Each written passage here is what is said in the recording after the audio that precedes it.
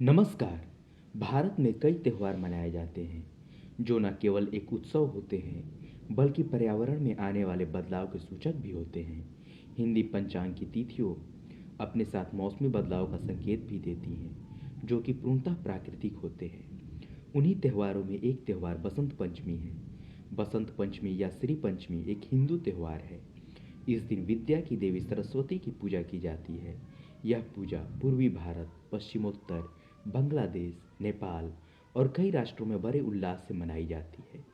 इस दिन स्त्रियां पीले वस्त्र धारण करती हैं। बसंत ऋतु हमारे जीवन में एक अद्भुत शक्ति लेकर आती है। हिंदू मान्यताओं के अनुसार इसी ऋतु में ही पुराने वर्ष का अंत होता है और नए वर्ष की शुरुआत होती है। इस ऋतु के आते ही चारों तरफ हरियाली छाने लगती है। सभी पेड़ों में नए पत्ते आने लगते हैं और खेत सरसों के फूलों से भरे पीले दिखाई देते हैं। जौ और गेहूं की बालियां खिलने लगती हैं और हर तरफ रंग बिरंगी तितलियां मंडराने लगती हैं। इसी स्वभाव के कारण इस ऋतु को ऋतुराज कहा गया है। इस ऋतु का स्वागत बसंत पंचमी या श्री पंचमी के उत्सव से किया जाता है। कहा जाता है कि जब ब्रह्मा जी ने भगवान विष्णु की आज्ञा पाकर सृष्टि की रचना की तब चारों ओर शांति ही थी और किसी भी प्रकार की कोई ध्वनि नहीं थी। विष्णु और ब्रह्मा जी को ये रचना कुछ अधूरी प्रतीत हुई। उस समय ब्रह्मा जी ने अपने कमंडल से पृथ्वी पर जल छिड़का। जल छिड़कने के बाद वृक्षों के बीच एक अद्भुत शक्ति प्रकट हुई जिन्हें हम देवी सरस्वती के नाम से जानते हैं, जिसके चार हाथ थे। एक हाथ में वीणा तथा दूसरा हाथ वर मुद्रा में था। अन्य दोनों हाथों में पुस्तक एवं माला थी। ब्रह्मा जी के अनुरोध पर जैसे ही देवी सरस्वती ने वीणा बजाई, सारे संसार को वाणी की प्राप्ति हो गई।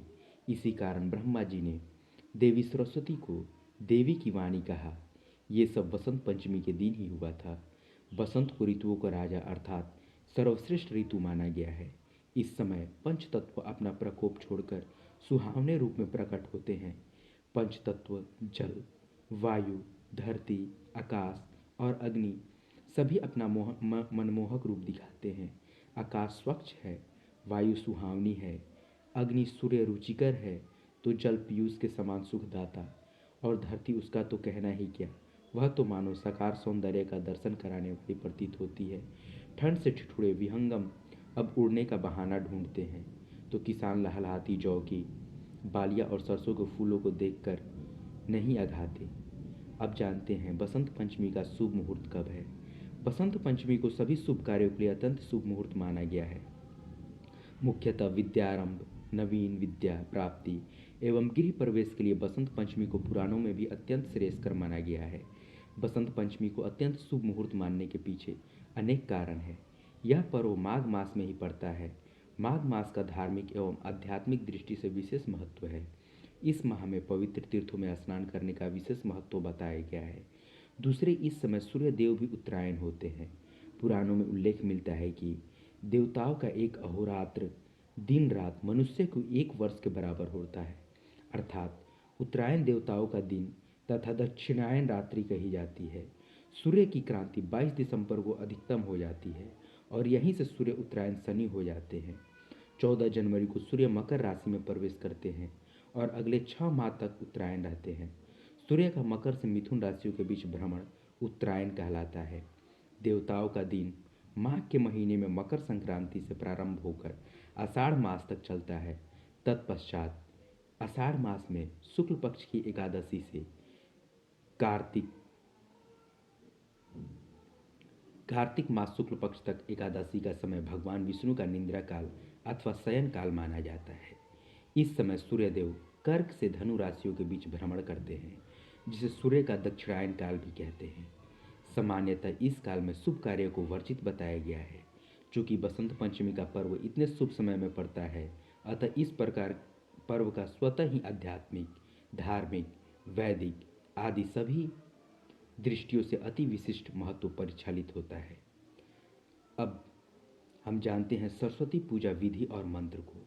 माँ सरस्वती की प्रतिमा अथवा तस्वीर को सामने रखकर उनके सामने धूप, दीप, अगरबत्ती, गोगुल जलाएं, जिससे वातावरण में सकारात्मक ऊर्जा का संचार हो और आसपास से नकारात्मकता ऊर्जा दूर हो जाएगी। प्रातःकाल स्नान आदि कर पीले वस्त्र धारण करें। माँ सरस्वती की प्रतिमा को सामने रखिए।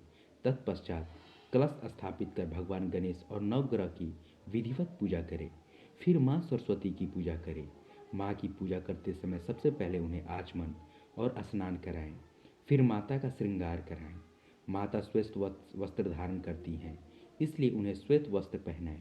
प्रसाद के रूप में खीर अथवा दूध से बनी मिठाई अर्पित करें। श्वेत फूल माता को अर्पण करें। कुछ क्षेत्रों में देवी की पूजा कर प्रतिमा को विसर्जित भी किया जाता है। विद्यार्थी माँ सरस्वती की पूजा कर गरीब बच्चों में कलम और पुस्तकों का दान करें। संगीत से जुड़े व्यक्ति अपने साज पर तिलक लगाकर माँ की आराधना करें व माँ को बांसुरी भेंट करें। अब बात करते हैं कि कौन से मंत्र से माँ सरस्वती होंगी प्रसन्न। तो इस मंत्र का आप जाप करें। एम्बति में नदित में देवी तमे सरस्वती अप्रस्ता इवे समसी परसिस्तमव नस्कृधि। अर्थात मातृगणों में श्रेष्ठ, देवियों में श्रेष्ठ, हे माँ सरस्वती हमें प्रशस्ति यानी ज्ञान, धन व संपत्ति प्रदान करे। एक और मंत्र का उच्चारण करें। सरस्वती नमस्तुभ्य वरदे काम रूपिणी विद्यारंभे करिष्यामि सिद्धिर्भवतु मे सदा।